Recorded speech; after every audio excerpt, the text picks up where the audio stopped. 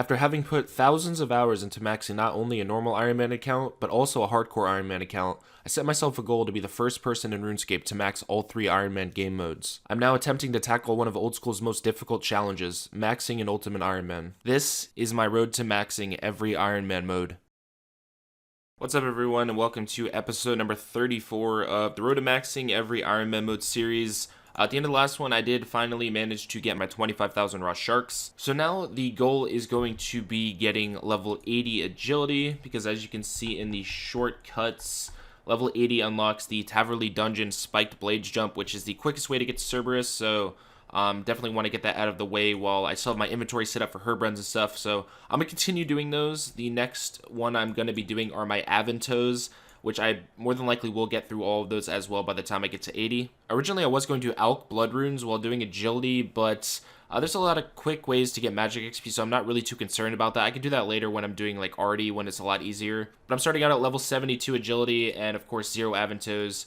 I'll figure out some sort of way to do updates for this to you guys, so I'll see you then. There's the first agility level of the video. So as for the herbs I'm farming, I did tell you guys I'm starting with the Aventos. I forgot I have like 25 to 30 Renar seeds, and I'm going to be needing a bunch of prey pots for Cerb, so I'm going to switch to farming those first, and then I'll continue farming my Aventos. Also, I am doing agility here without finishing the Kandran Hard Diary, which will allow me to teleport pretty much to the start of the agility course. I need 70 fletching and 75 smithing to do that, and I'm nowhere near those. It's not going to be too much difference. It's a little bit less XP, but in the long run, it's really not going to be that big a deal. Level 75 agility. I did finish farming all of my Renars. I got a total of 237, and I do think I have about 200 Fordoses or something already made at Zora, so I should have around 400 total prayer pots. I don't know how long that's going to last me at Cerberus. It's definitely a start though. But now that I am done with those, I'm going to go back to farming my Aventos.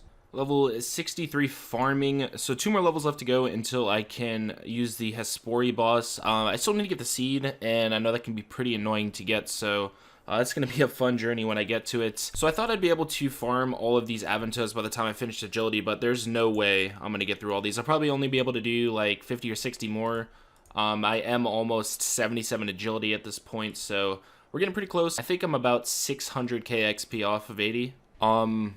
I just got a Hespori seed from farming herbs. I didn't even know that was possible. I thought it was just from fruit trees and normal trees and stuff. I have no idea what the rate on this is.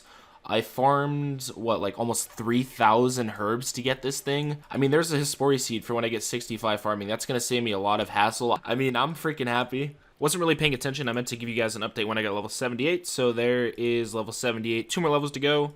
Also at about 500 something Aventos right now. This is level 64 farming, and I'm also 132k off of 80 agility now. There it is, level 80 agility. I can now use the shortcut to access Cerberus. With this, it's pretty much everything I have done, except for getting the 91 Slayer. I'll be going back to that pretty soon. So I managed to get 355 Marks of Grace, and I did farm 791 Aventos.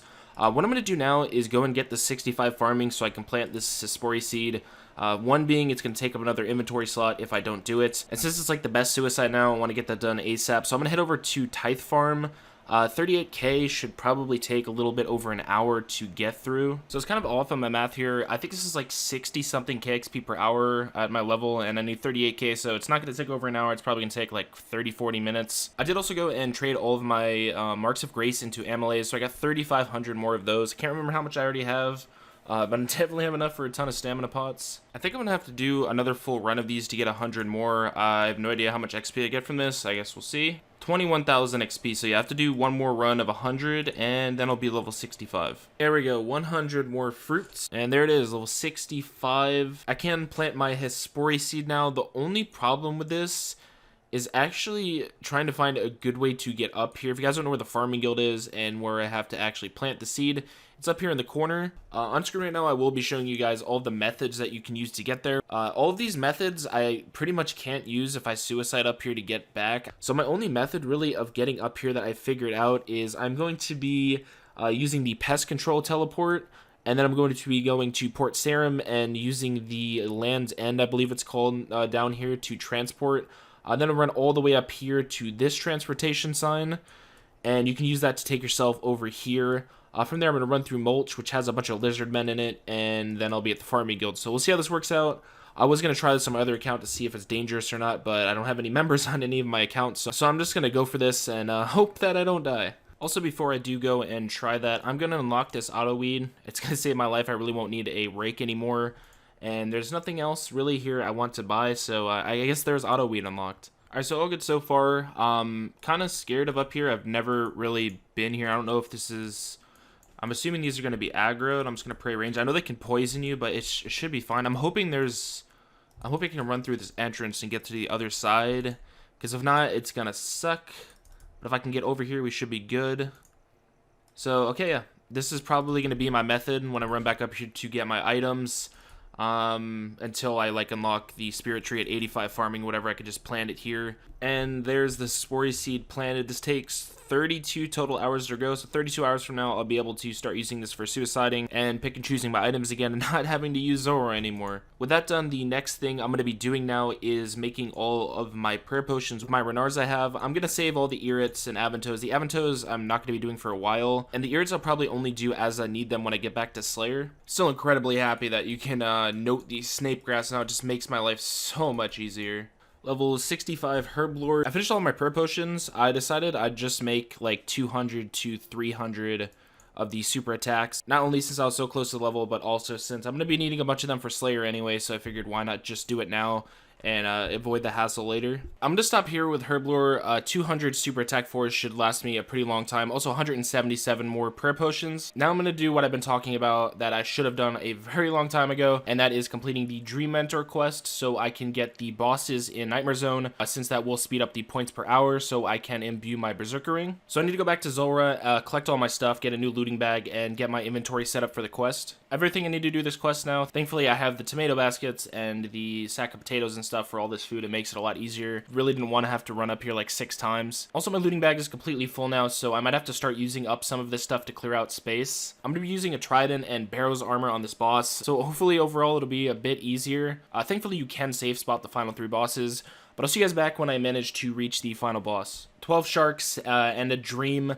Ended up using 6 of them on the first boss, and then on the second one, I had to run over to aggro it since it spawned on the far side, and then I somehow got stuck on the opposite side from the safe spot, and the boss trapped me, so I couldn't move. So I ended up having to tank the second boss as well. Overall, though, it was pretty easy. It's definitely scary, though, because it's in an instance, and if I did die here, I'd lose everything. 2 quest points, 15,000 HP XP, and also 10,000 magic XP.